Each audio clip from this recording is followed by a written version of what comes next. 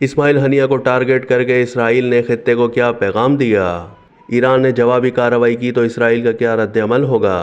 اسرائیل کیا چاہتا ہے؟ عظیم ایم میاں کا زبردست تجزیہ۔ اسماعیل ہنیہ اور فواد شکر کو ٹارگٹ کر کے اسرائیل نے خطے کو کیا پیغام دیا ہے؟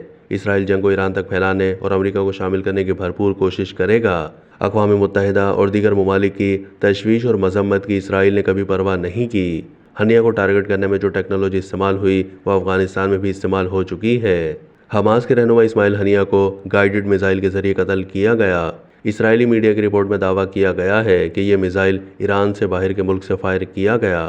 اسرائیل نے ایران میں مدعو مہمان حماس کے رہنما اسماعیل ہنیہ کو تہران میں ان کی رہائش گاہ میں اور حزب اللہ کے لیڈر فواد شکر کو لبنان میں ٹارگٹ کر کے یہ واضح کر دیا ہے کہ 9 مہینے تک غزہ میں بلا روک ٹوک اور عالمی قوانین و اخلاقیات کی پرواہ کیے بغیر مکمل تباہی و بربادی پھیلانے کے بعد اب وہ اس جنگ کو مشرق وسطیٰ میں نیا رخ دینے کی صلاحیت رکھتا ہے۔ اور ایران نے اسماعیل ہنیہ کی شہادت پر اسرائیل کے خلاف جوابی کارروائی کی تو اسرائیل اس جنگ کو ایران تک پھیلانے اور امریکہ کو بھی جنگ میں ملوث کرنے کی بھرپور کوشش کرے گا۔ اقوام متحدہ، چین، پاکستان اور دیگر ممالک کی جانب سے تشویش اور مذمت کی نہ تو اسرائیل نے پہلے کبھی پرواہ کی ہے اور نہ اب کرے گا۔ ادھر امریکہ بیک وقت دو موقف بیان کر رہا ہے کہ وہ اس جنگ کو مزید پھیلنے کا حامی نہیں ہے، لیکن اگر کسی نے اسرائیل پر حملہ کیا تو وہ اسرائیل کا دفاع کرے گا۔ ادھر ایران کے قریب ہی یمن کے حوثی بھی امریکی اور اسرائیلی شپنگ کے لیے مشکلات پیدا کر رہے ہیں۔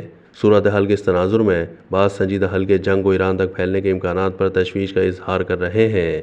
اسرائیلی وزیر اعظم نیتن یاہو حماس، حزب اللہ اور حوثیوں پر حملے کے باوجود جنگجویانہ بیانات دے رہے ہیں اور اسرائیل کے خالفین کو تباہ کرنے کی دھمکیاں دے رہے ہیں۔ اسماعیل ہنیہ کو گائیڈڈ میزائل سے قتل کرنے کے بارے میں اسرائیلی حکومت تاحال خاموش ہے، مگر فواد شکر کی موت اور حوثیوں پر حملوں کی تصدیق کر رہا ہے۔ اسرائیل اس جاری جنگ کو لبنان، ایران اور یمن تک پھیلانے کی خواہش رکھتا ہے اور اگر ہو سکے تو وہ امریکہ کو بھی اس جنگ میں براہ راست ملوث کرنے کی خواہش رکھتا ہے، جبکہ ایران امریکہ کو ایسی کسی جنگ میں شریک ہوتے نہیں دیکھنا چاہتا۔ یہی وجہ ہے کہ اسرائیل ماضی قریب میں ایران کے 20 سے زائد اہم فوجی کمانڈروں اور جنرلوں اور دمشق میں ایرانی قونصلیٹ پر حملے اور اموات کے باوجود کوئی مؤثر جوابی حملہ یا جنگ کرنے سے گریزاں ہے۔